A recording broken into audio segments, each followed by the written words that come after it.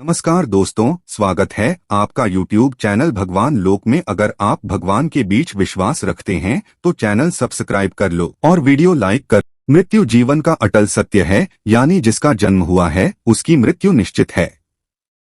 पृथ्वी पर आए हर एक जीव को इस लोक को छोड़कर जाना पड़ता है। भगवान कृष्ण ने भी गीता उपदेश में आत्मा को लेकर कहा है कि शरीर नश्वर होता है और आत्मा अमर होती है, यानी मृत्यु के बाद शरीर भले ही नष्ट हो जाता है लेकिन आत्मा जीवित रहती है। अब प्रश्न यह है कि यदि आत्मा जीवित रहती है तो मृत्यु के बाद आत्मा का क्या होता है? इसका जवाब आपको हिंदू धर्म के महत्वपूर्ण और पवित्र ग्रंथ गरुड़ पुराण में मिलेगा। गरुड़ पुराण में भगवान विष्णु के वाहन पक्षीराज गरुड़ पूछते हैं, नारायण, मृत्यु के बाद आत्मा का क्या होता है और आत्मा कितने दिनों के बाद यमलोक पहुंचती है? गरुड़ के सवाल का जवाब देते हुए भगवान विष्णु कहते हैं, मृत्यु के बाद जीवात्मा को यमलोक तक की यात्रा करने में पूरे 47 दिन लग जाते हैं। इन 47 दिनों के दौरान उसे कई तरह की यातनाओं का भी सामना करना पड़ता है। मृत्यु के पहले मिलते हैं ये संकेत। भगवान बताते हैं कि जब किसी की मृत्यु नजदीक होती है तो सबसे पहले व्यक्ति की आवाज जाती है। इसके बाद मृत्यु से कुछ समय पहले ही व्यक्ति को दिव्य दृष्टि प्राप्त होती है, जिसमें मनुष्य सारे संसार को एक रूप में देखने लगता है और इस तरह से उसके शरीर की सभी इंद्रियां शिथिल हो जाती है।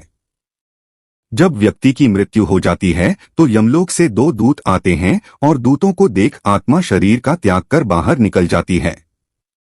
आत्मा के शरीर त्यागने के बाद यमराज के दूत आत्मा के गले में पाश बांध देते हैं और उसे यमलोक ले जाते हैं। मृत्यु के बाद 13वीं और पिंडदान क्यों जरूरी?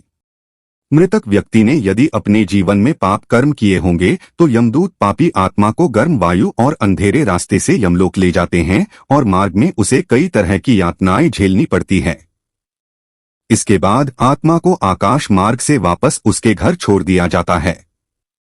कहा जाता है कि मृत्यु के बाद मृतक की आत्मा अपने परिवार वालों के साथ पूरे 13 दिनों तक रहती है और मृत्यु के बाद होने वाली अंतिम क्रियाओं और रस्मों को भी देखती है।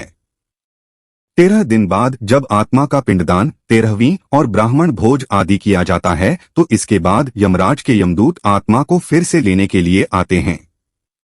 इसलिए हिंदू धर्म में किसी की मृत्यु के बाद 13वीं और 10 दिनों तक पिंडदान करना जरूरी माना गया है, क्योंकि इससे आत्मा को यमलोक तक की यात्रा करने के लिए शक्ति मिलती है।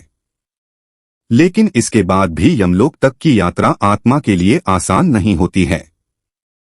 मृत्यु के बाद के वो 47 दिन, जब 13 दिनों के बाद यमदूत आत्मा को यमलोक ले जाने के लिए आते हैं तो आत्मा को सबसे पहले वैतरणी नदी पार करनी पड़ती है। इस नदी को गंगा नदी का ही रौद्र रूप माना जाता है। यह नदी लाल रंग की होती है क्योंकि इसमें आग की लपटें निकलती रहती है। नदी पार करते हुए आत्मा को खतरनाक जीवों का दंश भी झेलना पड़ता है। इन नदी को पार करने में पूरे 47 दिनों का समय लग जाता है। लेकिन यदि व्यक्ति ने अपने जीवन काल में अच्छे कर्म किए हों या गौदान किया हो तो उसे ये यातनाएं नहीं झेलनी पड़ती, क्योंकि उसी गाय की पूंछ पकड़कर आत्मा वैतरणी नदी को पार करती है।